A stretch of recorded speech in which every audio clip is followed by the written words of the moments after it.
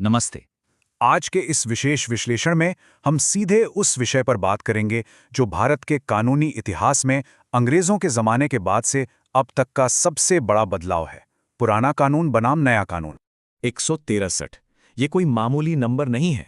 ये इतिहास के उस भारी भरकम बोझ को दर्शाता है जिसे हमारा सिस्टम इतने सालों से ढो रहा था। सोचिए, एक सदी और उसके ऊपर आधी सदी से भी ज्यादा समय तक इंडियन पीनल कोड यानी आईपीसी ने हमारे देश में अपराध और सजा के हर एक पहलू को कंट्रोल किया। अब जरा सोच कर देखिए, क्या होता है जब 1.4 अरब की आबादी वाला देश रातों रात अपनी पूरी की पूरी आपराधिक संहिता यानी क्रिमिनल कोड को ही फिर से लिख देता है। ये सच में एक बहुत ही दिलचस्प सवाल है। डिजिटल सबूतों से लेकर इस बात तक कि समाज आखिर न्याय को कैसे देखता है, इस एक बदलाव का असर हर चीज पर पड़ेगा। इस पूरे बदलाव को हम स्टेप बाय स्टेप समझेंगे। पहले बात करेंगे इस नए युग की शुरुआत की, फिर देखेंगे कि बीएनएस में नए अपराध कौन से जुड़े हैं, सजा के आधुनिक तरीके क्या हैं, बीएनएसएस कैसे सिस्टम को तेज बनाता है, बीएसए में डिजिटल सबूतों की क्या जगह है, और आखिर में क्या ये सच में कोई बड़ा बदलाव है या महज एक दिखावा। तो चलिए शुरू करते हैं पहले हिस्से से, एक युग का अंत, औपनिवेशिक नियंत्रण से आधुनिक न्याय तक। अगर हम टाइमलाइन पर नजर डालें तो भारत के कानून का एक पूरा सफर दिखाई देता है। 4वीं शताब्दी ईसा पूर्व में कौटिल्य के अर्थशास्त्र की व्यवहारिक दंड नीति से लेकर 1860 में अंग्रेजों के बनाए सख्त इंडियन पीनल कोड तक, और अब 2024 में इस नए आपराधिक कानून के साथ सिस्टम को पूरी तरह से आधुनिक बनाने की कोशिश की गई है। इस बदलाव का जो सबसे जरूरी ब्लूप्रिंट है वो कुछ इस तरह है। 3 पुराने कानूनों की जगह अब 3 नए भारतीय कानूनों ने ले ली हैं। अपराध और सजा तय करने वाली आईपीसी की जगह अब भारतीय न्याय संहिता या बीएनएस है।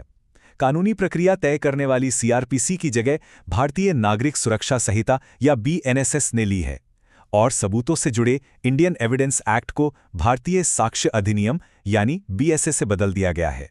अब आते हैं दूसरे हिस्से पर, आईपीसी बनाम बीएनएस, नए अपराध, 21वीं सदी के लिए अपराध को फिर से परिभाषित करना। सबसे बड़ी और जिस पर सबसे ज्यादा चर्चा हुई है वो है राजद्रोह या सेडिशन कानून। पुरानी आईपीसी की धारा 124A जो सरकार के प्रति असंतोष को अपराध मानती थी, वो अब नाम से हटा दी गई है।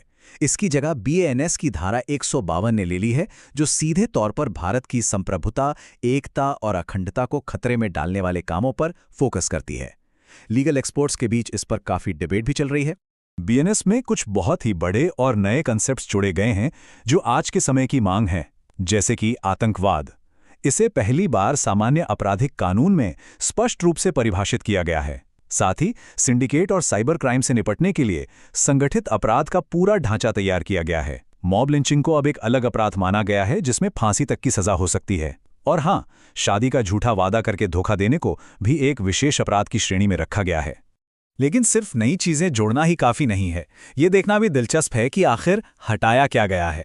पुरानी आईपीसी में व्यभिचार यानी अडल्ट्री और सहमति से अप्राकृतिक अपराध जैसे पुराने नैतिक कानून शामिल थे। नई बीएनएस ने इन्हें पूरी तरह से हटा दिया है ताकि हमारा कानून सुप्रीम कोर्ट के हालिया फैसलों और आधुनिक संवैधानिक मूल्यों के साथ कदम से कदम मिला सके। तीसरा हिस्सा है आईपीसी बनाम बीएनएस, आधुनिक सजा प्रतिशोध से सुधार की ओर। सजा देने के तरीके में एक बहुत ही प्रैक्टिकल बदलाव हिट एंड रन केस में देखने को मिलता है। पुरानी आईपीसी में लापरवाही से मौत के मामले में 2 साल तक की सजा थी, लेकिन अब नई बीएनएस के तहत अगर कोई एक्सीडेंट के बाद बिना रिपोर्ट किए भागता है तो सजा को बढ़ाकर 10 साल तक कर दिया गया है। सड़कों पर जवाबदेही तय करने के लिए यह एक बहुत सख्त कदम है। और एक जो बहुत ही पॉजिटिव पहल है वो है सामुदायिक सेवा या कम्युनिटी सर्विस का कॉन्सेप्ट। अब छोटे मोटे अपराधों जैसे पहली बार छोटी चोरी करने पर सीधा जेल भेजने के बजाय कम्युनिटी सर्विस की सजा दी जा सकती है। इसका सीधा सा मकसद है अपराधियों में सुधार लाना और हमारी जेलों पर जो पहले से ही इतना भारी बोझ है उसे कुछ कम करना। अब आगे बढ़ते हैं चौथे हिस्से पर, बीएनएसएस, गति और तकनीक, आपराधिक प्रक्रिया का आधुनिकीकरण। अब बात आती है कि मुकदमा कैसे चलेगा। हमारी न्याय प्रणाली में देरी की जो कुख्यात समस्या है उसे सुलझाने के लिए कुछ सख्त टाइमलाइन बनाई गई हैं। अब तलाशी और ज़ब्ती के दौरान वीडियो रिकॉर्डिंग करना अनिवार्य है। पुलिस के लिए ज़रूरी कर दिया गया है कि वो 90 दिनों के भीतर पीड़ित को जांच की प्रोग्रेस के बारे में बताए। और सबसे बड़ी बात, बहस पूरी होने के 30 से 45 दिनों के अंदर जजमेंट सुनाना ही होगा। हमारा 5वां हिस्सा है BSA डिजिटल साक्ष्य अधिनियम को डिजिटल युग में लाना। अब जाकर हमारे कानून ने सच में आज के डिजिटल युग की हकीकत को स्वीकारा है। इलेक्ट्रॉनिक और डिजिटल रिकॉर्ड्स को अब सीधे तौर पर प्राथमिक साक्ष्य यानी प्राइमरी एविडेंस माना जाएगा। वर्चुअल कोर्टरूम और दूरस्थ सुनवाई जैसी चीज़ों को अब सिस्टम का एक परमानेंट हिस्सा बना दिया गया है। इन बदलावों से सर्वर लॉग्स और ईमेल्स के जरिए साइबर क्राइम्स पर लगाम लगाना काफ़ी प्रभावी हो जाएगा।